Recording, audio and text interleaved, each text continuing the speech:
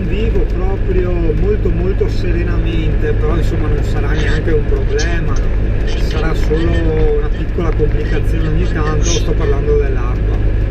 E l'acqua io in previsione di fare, no, nella mia testolina malata, un tubo di gomma che già ce l'ho già messo in camper, da collegare a un imbuto che devo ancora comprare, e quell'imbuto tramite un chiodo tra virgolette, un aggancio, viene fissato al camper in modo che io ho tutte e due le mani per poterlo riempire con una tanica da 20 litri, da 15 litri insomma.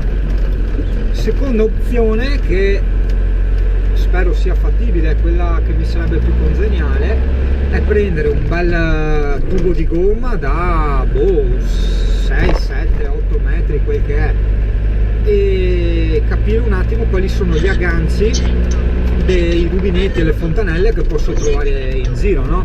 Mi hanno detto che dietro ai distributori di benzina di solito ci sono i rubinetti, io non li ho mai visti, adesso inizierò a farci caso, cioè, sarebbe comodo, no? Ti fermi un distributore, ti riempi l'acqua, mi sembra strano, però vediamo se è vero. Guarda che quando sei in camper tutto bello, tutto facile, almeno per me. Per me, che io, guarda, se fossi single vivrei proprio in tenda, selvaggio, spazio, guarda, fidati. Ma qua tutto bello, tutto facile, l'acqua no, l'acqua nel contesto tutto bello, tutto facile, l'acqua è un po' un'impresa, bisogna insomma un po' ingegnarsi, quindi stare attenti anche a quando si lava i piatti. Io adesso vado malino col mio rubinetto, te l'ho già spiegata? No, non te l'ho spiegata, ti spiego, occhio, vieni. Ara qua, come dicono i padovani. Allora, io sono di questa idea, se io sto lavando un piatto tipo, no, il lato sopra, cosa succede? Per fare l'acqua, soprattutto d'inverno, ho dovuto dare tot giri di quella calda e tot giri di quella fredda, perché quella fredda era troppo fredda, giustamente, e quella calda ti ustioni. Sono felice che ti ustioni, però posso anche evitarlo, quindi creo la tiepida. Cosa succede? Il fatto che io ho fatto giri di qua e giri di là ha comportato un gran passaggio di tempo, metti, non so, 3 secondi e mezzo, non è una sciocchezza, attenzione.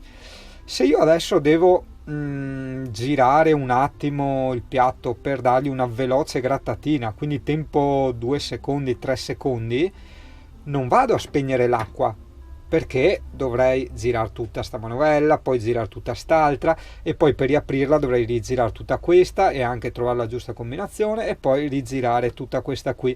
Quindi cosa succede? Con questo sistema l'acqua continua ad andare anche quando non mi serve.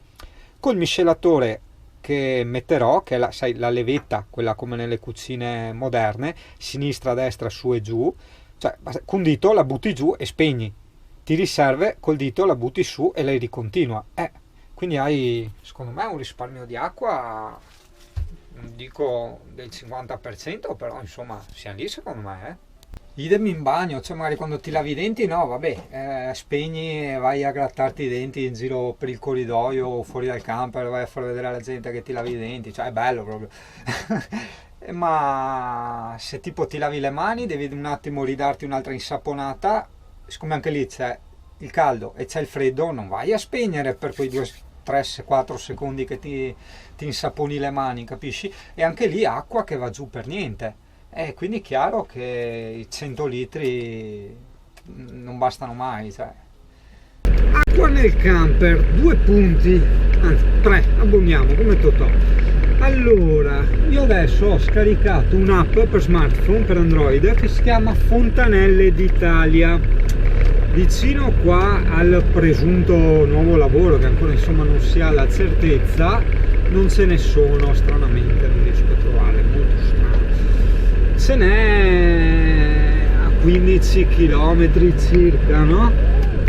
E devo capire, non so se ne avevamo già parlato, il discorso distributori di benzina, no? Che dovrebbero avere il rubinetto dell'acqua o davanti o dietro da qualche parte. Il mio dubbio è che se vai là col camper a chiedergli un po' di acqua, o ti dicono di no o te la fanno pagare, cioè giustamente non è che puoi dire posso buttare un po' di acqua, tipo non so 100 litri, suona diverso, no? E allora da vedere di notte, no? Se sono aperti, se ce li hanno, chi ce li hanno, e il tipo di attacco. Tu sub non mi fai passare, vero? No, perché sei malvagio. Adesso rallenti, sei indeciso. Aspetta, vai, oh là. Bene. No, stavo rischiando quel piccolo frontalino un po' umbilico, niente di che. Gira. E allora devo vedere, perché tra il guidare e tra il mio divagare, devo vedere che attacchi hanno. Credo che abbiano il classico attacco, quello da abitare, no? Così, oltre all'imbuto con la tanica che mi tengo qui in camper, mi volevo prendere anche una gomma da 6 metri, 7 metri e l'attacco per attaccarmi al rubinetto, che è decisamente più comodo e anche veloce, no? Ricaricare in questo modo.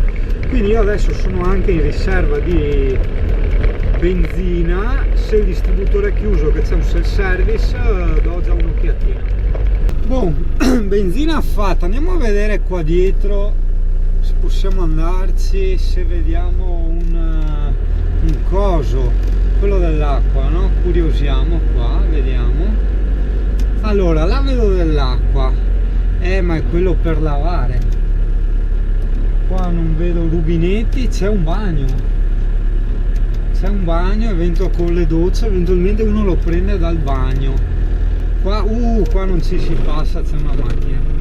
Ok, rigiriamoci, facciamo un po' di manovration, facciamo un po' così, ancora un po' di più, ma sono un artista coi parcheggi. Beh, oddio no, vabbè, gira così, gira tutto così, ferma, retro, gira, non prendere la station, anche perché mi rovino il camper, mi smazzuco il camper, no, eccola. E adesso via in contromano, perché non posso uscire di là, hanno parcheggiato una macchina nel passaggio. Comunque dai, qui tipo c'è, ah no, eccolo là il rubinetto. Allora, aspetta, vado a vedere.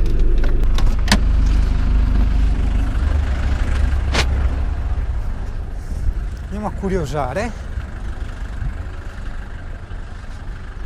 Ah, vedi, l'attacco è così, però non vabbè, non con la vite, quindi devo capire come ci si può attaccare su quel tipo di attacco lì. Acqua, oh bene dai, va che se tutti i distributori o buona parte dei distributori hanno un rubinetto fuori lì che lo tengono magari anche acceso quando sono chiusi, io vado di lusso. Sì. Comunque sono le 10:44, a me verrebbe quasi da andare a vedere per il discorso gomma e attacco, se trovo anche l'imbuto.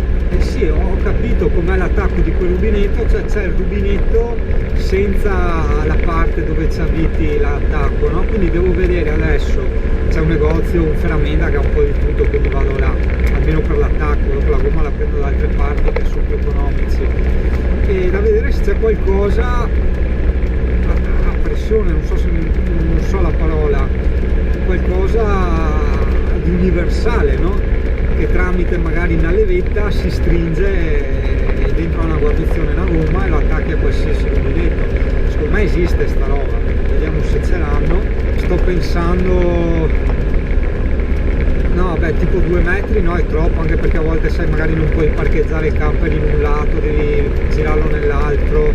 Sto pensando se 6 metri sono pochi, più che altro anche per l'ingombro in campo, perché comunque devo portarmi dietro un tubo dopo da 6-7 metri. Però vabbè dai, prenderò un 7 metri dai, che dopo a volte magari sempre quei 20 cm devi spostare tutto il camper. Quindi prendiamo quello, un tubo da 7 metri.